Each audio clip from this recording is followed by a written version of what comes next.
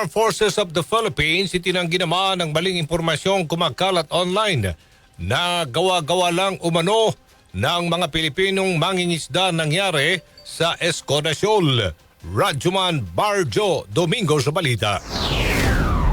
Itinanggi ng Armed Forces of the Philippines ang kumakalat online na maling impormasyon na gawa-gawa lang umano ng mga Pilipinong mangingisda ang nangyaring insidente sa Escudasol, kung saan ayon sa post ay gawa-gawa lang umano ng mga Pilipinong mangingisda ang ulat na nasugatan ng mga ito at sila din umano ang unang sumalakay sa China Coast Guard.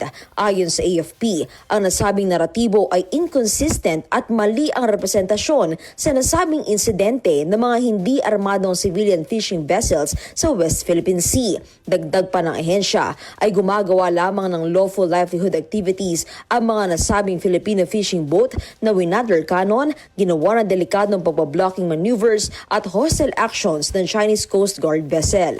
Giit pa ng ahensya na may karapatan ang nasabing mga mangingisda na maglayag sa nasabing lugar dahil ito ay nasa 200 nautical mile lamang at nasa loob na exclusive economic zone ng Pilipinas. Patuloy naman ang pagprotekta ng ahensya sa mga Pilipino at sa mga nasasakupang karagatan ng bansa sa paninindigan sa international law. Kasama mo sa DZXL RMN Manila, Radyoman Marjo Domingo, Tatak RMN.